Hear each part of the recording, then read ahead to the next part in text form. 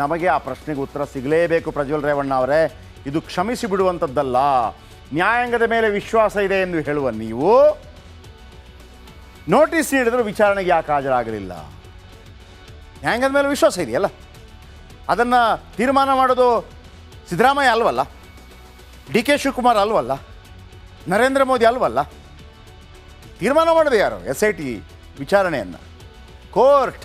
ನ್ಯಾಯಾಂಗದ ಮೇಲೆ ನಿಮಗೆ ನಂಬಿಕೆ ಇದೆಯಲ್ಲ, ಬರಬೇಕಿತ್ತು. ವಿದೇಶದಲ್ಲಿದ್ದೇನೆ ಅಂತೀರಿ, ಯಾವ ದೇಶದಲ್ಲಿ ಹೇಳ್ಬೋದಾಗಿತ್ತಲ್ಲ, ಯಾಕೆ ಹೇಳ್ತಾ ಇಲ್ಲ? ಎಲ್ಲ ಅನುಮಾನಗಳು ನಮ್ಮನ್ನು ಕಾಡ್ತಾ ಇದೆ. ಓಕೆ, ಈ ನಡುವೆ ಪ್ರಜ್ವಲ್ ರೇವಣ್ಣ ಅವರು ಭಾರತಕ್ಕೆ ವಾಪಸ್ ಬರೋದಕ್ಕೆ ನಿರ್ಧಾರ ಮಾಡಿದ್ದಾರೆ. ಇದರ ಬಗ್ಗೆ ನಾವು ಕುಮಾರಸ್ವಾಮಿ ಅವ್ರನ್ನ ಮಾತಾಡಿಸಿದ್ವಿ, ಡಿ ಕೆ ಶಿವಕುಮಾರನ್ನ ಮಾತಾಡಿಸಿದ್ವಿ, ಅಶೋಕ್ ಅವರನ್ನ ಮಾತಾಡಿಸಿದ್ವಿ. ಈ ಎಲ್ಲ ಘಟಾನುಘಟಿ ನಾಯಕರು ಏನು ಪ್ರತಿಕ್ರಿಯೆ ಕೊಟ್ಟರು ಬನ್ನಿ ಕೇಳೋಣ.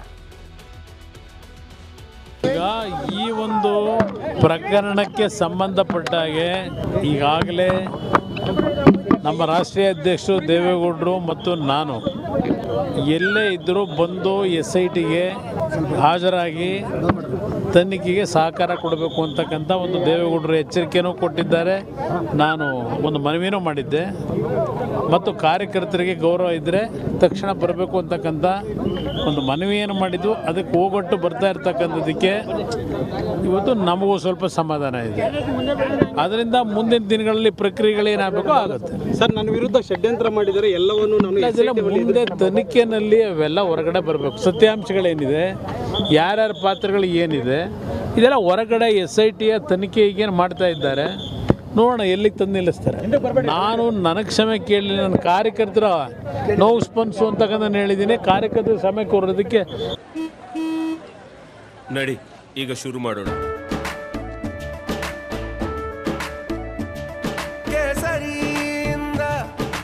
ಮನೋಲ್ಲಾಸ ಮನಸ್ಸು ಮತ್ತೇರಿ ಕುಣಿದಾಡಿದೆ ನೋಡು, ಮನಸ್ಸು ಮತ್ತೇರಿ ಕುಣಿದಾಡಿದೆ ನೋಡು. ಕ್ಷಣ ಕ್ಷಣವೂ ಆಚರಿಸಿ ಕೇಸರಿ ಹಬ್ಬ. ವಿಮಲ್ ಬಾಯಲ್ಲಿ ಹೇಳಿ ಕೇಸರಿ. ನಾನು ಅವನಿಗೆ ಪಾಪ ಈಗಲಾದರೂ ಕಾರ್ಯಕರ್ತರ ಬಗ್ಗೆ ಅಷ್ಟು ಒಂದು ಮಮತೆ ಇದೆ ಅಂತಕ್ಕಂಥ ತೋರಿಸ್ಕೊಂಡಿದ್ದಾನೆ. ಅದಕ್ಕೆ ನನಗೂ ಸ್ವಲ್ಪ ಸಮಾಧಾನ ಆಗಿದೆ.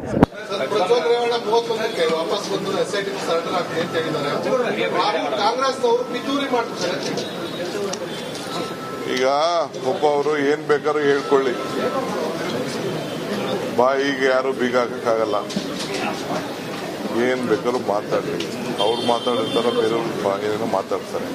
ಪ್ರಜ್ವಲ್ ರೇವಣ್ಣ ಅವರು ಏನು ಇವತ್ತು ವಿಡಿಯೋ ಬಿಡುಗಡೆ ಮಾಡಿ ನಾನು ಬರ್ತೀನಿ ಅಂತೇಳಿ, ಬಟ್ ಅವರು ಮುಂಚೆನೇ ಇದನ್ನು ಮಾಡಬೇಕಾಗಿತ್ತು. ಕೆಲಸ ಮುಂಚೆನೇ ಅವರು ಅದನ್ನು ಹೇಳಬೇಕಾಗಿತ್ತು. ಹೇಳಿದರೆ ಅದಕ್ಕೊಂದು ಅರ್ಥ ಆಯಿತು. ಇದು ಭಾಳ ಟೂ ಲೇಟ್ ಅಂತ ಅನಿಸುತ್ತೆ. ಇಷ್ಟಾದ್ರೂ ಕೂಡ ಈಗಲಾದರೂ ಹೇಳಿದಾರಲ್ಲ, ಬೇಗ ಬಂದು ಅಟೆಂಡ್ ಆಗಿ, ಕಾನೂನಿಗಿಂತ ದೊಡ್ಡವ್ರು ಯಾರೂ ಇಲ್ಲ, ಕಾನೂನು ಪ್ರಕಾರ ಮಾಡಬೇಕು. ಷಡ್ಯಂತ್ರ ಮಾಡಿದರೆ ಕೋರ್ಟ್ ಮುಖಾಂತರ ಎಲ್ಲರಿಗೂ ಕಣ್ಣು ಕಾಣಿಸ್ತಾ ಇದೆ. ಷಡ್ಯಂತ್ರ ಮಾಡಿರೋದು ನಿಜ. ಯಾಕಂದರೆ ಯಾರು ಈ ಪೆನ್ ಡ್ರೈವ್ಗಳನ್ನ ಹಂಚಿದ್ದಾರೆ, ಇದುವರೆಗೂ ಅವ್ರನ್ನ ಅರೆಸ್ಟ್ ಮಾಡಿಲ್ಲ. ಕೋರ್ಟ್ ಬೇಲೂ ಕೊಟ್ಟಿಲ್ಲ ಅವರಿಗೆ. ಕೊಡದಿದ್ರು ಕೂಡ ಅವ್ರನ್ನ ಅರೆಸ್ಟ್ ಮಾಡಿಲ್ಲ ಅಂದರೆ ಇದು ಷಡ್ಯಂತ್ರ ಎಲ್ಲ ಸ್ಪಷ್ಟವಾಗಿ ಕಾಣ್ತಾ ಇದೆ. ಇದು ಕಾಂಗ್ರೆಸ್ ಒಕ್ಕಲಿಗರನ್ನ ಮುಗಿಸುವಂಥ ಒಂದು ಷಡ್ಯಂತ್ರವನ್ನು ಮಾಡಿದ್ದಾರೆ ಕಾಂಗ್ರೆಸ್ ಅವರು. ಅದರ ಭಾಗವಾಗಿ ಇದನ್ನು ಕೂಡ ಮಾಡಿದ್ದಾರೆ. ಪ್ರಜ್ವಲ್ ರೇವಣ್ಣ ತಪ್ಪು ಮಾಡಿದ್ದಾರೆ, ಅವ್ರ ಮೇಲೆ ಕ್ರಮ ಆಗಬೇಕು. BJP ನಿಲುವು ಅಷ್ಟೇ. ಕೆಲವು ಹೇಳಿಕೆಗಳನ್ನು ಗಮನಿಸಿದ್ರಿ. ಒಕ್ಕಲಿಗರಾಗಲಿ, ಲಿಂಗಾಯತರಾಗಲಿ, ಬ್ರಾಹ್ಮಣರಾಗಲಿ, ಮತ್ತೊಂದಾಗಲಿ, ದಲಿತರಾಗಲಿ, ಯಾರೇ ಆಗಲಿ ಸರ್, ತಮ್ಮ ಸಮುದಾಯದ ನಾಯಕ ಅಂತ ಹೇಳೋಕೆ ಒಂದು ಗೌರವ ಇರುತ್ತೆ. ಹಾಗಂತ ಸಮುದಾಯವನ್ನು ಯಾರೂ ಬರೆದು ಕೊಟ್ಟಿರೋದಿಲ್ಲ. ಸಮುದಾಯ ಬರೆದು ಕೊಡೋದಿಲ್ಲ ಯಾರು ಕೂಡ. ಒಕ್ಕಲಿಗ ಸಮುದಾಯ ಕೂಡ ದೇವೇಗೌಡರ ಬಗ್ಗೆ, ಆ ಕುಟುಂಬದ ಬಗ್ಗೆ ಅಪಾರವಾದಂಥ ಗೌರವವನ್ನು ಇಟ್ಟುಕೊಂಡಿದೆ. ಹಾಗಂತ ಅವ್ರನ್ನ ಸೋಲಿಸೇ ಇಲ್ಲ ಅಂತಲ್ಲ, ಸರಿಯಲ್ಲ ಅಂತ ಅನಿಸಿದಾಗ ಸೋಲಿಸಿದೆ. ಯಡಿಯೂರಪ್ಪನವರು ಲಿಂಗಾಯತರ ದೊಡ್ಡ ನಾಯಕ ಆಗಿರ್ಬೋದು, ಯಡಿಯೂರಪ್ಪನವ್ರನ್ನ ಸೋಲಿಸಿಲ್ಲ ಅಂತಲ್ಲ, ಯಡಿಯೂರಪ್ಪನವ್ರನ್ನು ಸೋಲಿಸಿದೆ. ಅರ್ಥ ಆಯ್ತಾ? ದಲಿತ ನಾಯಕ ಮಲ್ಲಿಕಾರ್ಜುನ ಖರ್ಗೆ ಅವರು ಅಂದರೆ ಸಮುದಾಯವನ್ನು ನೀವು ಎತ್ತಿ ಕಟ್ಟುವಂಥ ಪ್ರಯತ್ನವನ್ನು ಖಂಡಿತವಾಗ್ಲೂ ಮಾಡಬೇಡಿ. ಇದನ್ನು ತಪ್ಪು ಸರಿ ಅನ್ನೋ ರೀತಿಯಲ್ಲೇ ನಾವು ನೋಡೋಣ. ಈಗ ಒಬ್ಬ ಟ್ಯಾಕ್ಸ್ ಪೇ ಮಾಡಿಲ್ಲ ಕರೆಕ್ಟಾಗಿ, ಒಂದು ವೇಳೆ ಬೇಕಿದ್ರೆ ಕ್ಷಮಿಸ್ಬಿಡ್ಬೋದು, ಯಾಕೆಂದರೆ ಅದು ಪೆನಾಲ್ಟಿ ಕಟ್ಟಿದರೆ ಮುಗಿಯಿತು. ಒಬ್ಬ ಟ್ರೈನ್ನಲ್ಲಿ ಟಿಕೆಟ್ ತಗೊಳ್ಳೋದೆ ಹೋಗಿ ಸಿಕ್ಕಾಕೊಂಡ್ಬಿಟ್ಟ, ಕ್ಷಮಿಸ್ಬಿಡ್ಬೋದು. ಅದಕ್ಕೆ ಆಲ್ಟರ್ನೇಟಿವ್ ಇದೆ. ಆದರೆ ಈ ಘಟನೆಯನ್ನು ಕ್ಷಮಿಸಬಾರದು, ಕ್ಷಮಿಸಿ ಅಂತ ಹೇಳುವಂಗೂ ಮಾಡಬಾರದು. ಇದಕ್ಕೆ ಶಿಕ್ಷೆ ಆಗಲೇಬೇಕು. ಇದು ಹೆಣ್ಣು ಮಕ್ಕಳನ್ನು ದುರುಪಯೋಗ ಪಡಿಸಿಕೊಂಡ ಕಥೆ, ಇದಕ್ಕೆ ಶಿಕ್ಷೆ ಆಗಲೇಬೇಕು. ಇಲ್ಲ ಅಂತಂದರೆ ನಾಳೆ ಮತ್ತೊಬ್ಬ ಅಧಿಕಾರಕ್ಕೆ ಇರ್ತಾನೆ, ಇದನ್ನೇ ಮಾಡ್ತಾನೆ. ನಾನು ಅದಕ್ಕೆ ಹೇಳ್ತಾ ಇರೋದು, 3.5 ಕೋಟಿ ಹೆಣ್ಣು ಮಕ್ಕಳಿದ್ದೀರಿ ನೀವು. ಇವತ್ತೆಲ್ಲ ಗ್ಯಾರಂಟಿ ಯೋಜನೆಗಳೆಲ್ಲ ಕೇಂದ್ರ ಇರ್ಬೋದು, ರಾಜ್ಯ ಇರ್ಬೋದು, ಕೇಂದ್ರ ಯಾಕೆ ಮಾಡ್ತಾ ಇದೆ? ನಿಮ್ಮ ಓಟ್ಗಾಗಿ ಮಾಡ್ತಾ ಇದೆ. 30%, 33%, ಓಕೆ.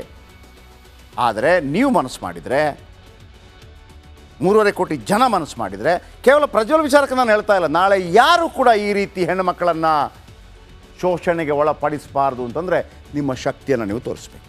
ಈಗ ನಮ್ಮ ಪ್ರಶ್ನೆ, ಹೆಂಗೆ ಮುಖ ತೋರಿಸ್ತೀರಿ? ಹೆಂಗೆ ಮುಖ ತೋರಿಸ್ತೀರಿ ಪ್ರಜ್ವಲ್ ವಿಕೃತ ಕೆಲಸ ಇಡೀ ಜಗತ್ತಿಗೆ ಗೊತ್ತಾಗಿದೆ. ಹಾಸನಕ್ಕೆ ಬಂದರೆ ವೋಟ್ ಹಾಕಿದವರು ಎದುರಾಗ್ತಾರೆ. ಯಾವುದು ಇವನ್ ಕೊಲೆ ಮಾಡಿ ಜೈಲಿಗೆ ಹೋದರೂ ಕೂಡ ದಾದಾಗಿರಿ ಇರ್ತಾರೆ, ಸಿಪಾಯಿಗಿರಿ ಅಂತಾರೆ.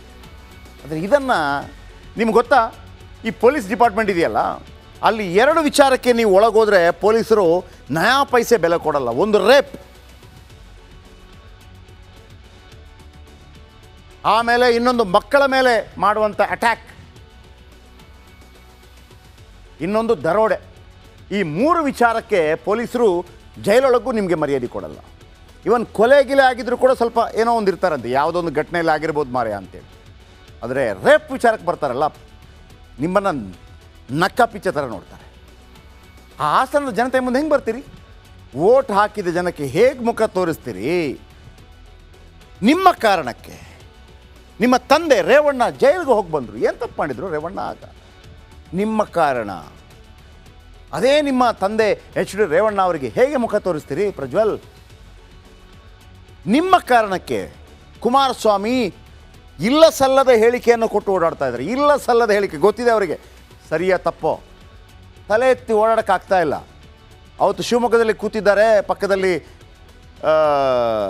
ವಿಜಯೇಂದ್ರ ಇದ್ದಾರೆ, ಪತ್ರಕರ್ತರು ಕೇಳ್ತಾ ಇದ್ದಾರೆ, ಸರ್ ಏನಾಗ್ತದೆ? ಅವ್ರಿಗೆ ಹೇಳಬೇಕಾಗಿ ಬಂತು, ನನಗೆ ಇದಕ್ಕೆ ಸಂಬಂಧ ಇಲ್ಲಪ್ಪ, ಏನು ಬೇಕಿದ್ರೆ ಮಾಡ್ಕೊಳ್ಳಿ, ನಿನಗಾಗಿ. ಯಾರ ಕಾರಣ? ಅದೇ ಕುಮಾರಸ್ವಾಮಿ ಅವರು ನಿಮ್ಮ ಮುಂದೆ ಬಂದರೆ ಹೆಂಗೆ ಮುಖ ತೋರಿಸ್ತೀರಿ? ಅದು ಬಿಡಿ, ನಿಮ್ಮ ಕಾರಣಕ್ಕೆ ದೇವೇಗೌಡರು ಬೇಸರ ಮಾಡ್ಕೊಂಡ್ರಿ. ದೇವೇಗೌಡರು ಯಾವುದೋ ಪಾರ್ಟಿನೋ JDS ಮತ್ತೊಂದು ಅವರ ಟೀಕೆ ಟಿಪ್ಪಣಿ ಎಲ್ಲ ನೋಡಿದ್ದಾರೆ.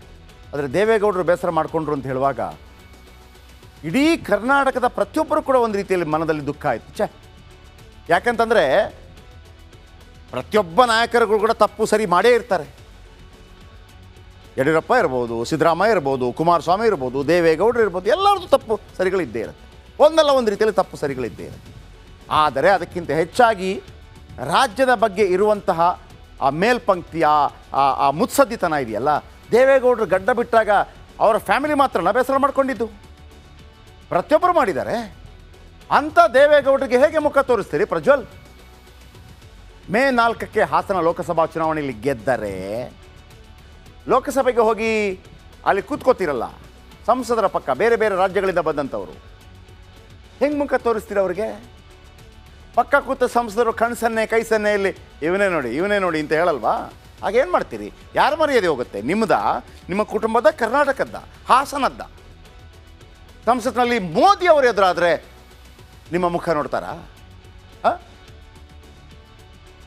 ಇದೆಲ್ಲಾಗಿದ್ದು ನಿಮಗೆ ವಿಡಿಯೋ ಮಾಡಿಕೊಳ್ಳೋ ವಿಕೃತಿಯಿಂದಾಗಿ. ವಿಕೃತಿ ಹಾಗಂತ ಕೆಲವರು ಕೇಳ್ಬೋದು ನಮ್ಮ ಹತ್ರ, ಹಿಂಗೆ ಯಾರೂ ಮಾಡಿಲ್ವೇನ್ರಿ ಅಂತೇಳಿ. ಗೊತ್ತಿಲ್ಲ. ಆದರೆ ಈ ಥರ ವಿಡಿಯೋ ಮಾಡಿ ವಿಕೃತಿ ಮೆರೆದಿರಲಿಕ್ಕಿಲ್ಲ. ಅದನ್ನು ಕಾಪಾಡಿಕೊಳ್ಳೋದು ಮೊಬೈಲ್ನಲ್ಲಿ, ಅದು ವಿಕೃತಿ. ಜೊತೆಗೆ ಮತ್ತೊಮ್ಮೆ ಹೇಳ್ತಾ ಇದ್ದೀನಿ, ಇಲ್ಲಿ ಹೆಣ್ಣು ಮಕ್ಕಳು ಬಂದು ಕಂಪ್ಲೇಂಟ್ ಕೊಡಬೇಕಾಗಿಲ್ಲ. ಹೆಣ್ಣು ಮಕ್ಕಳು ತಲೆ ತಗ್ಗಿಸುವಂತಾಗಿದೆ. ಆ ವಿಡಿಯೋದಲ್ಲಿದ್ದವರು ಕೂಡ ಅವರ ಪರವಾಗಿ ನಾವು ನಿಲ್ಲಬೇಕು. ರಿಪಬ್ಲಿಕ್ ಕನ್ನಡ ನಿಲ್ಲತ್ತೆ. 3.5 ಕೋಟಿ ಹೆಣ್ಣು ಮಕ್ಕಳು ನಿಲ್ಲಬೇಕಾಗತ್ತೆ.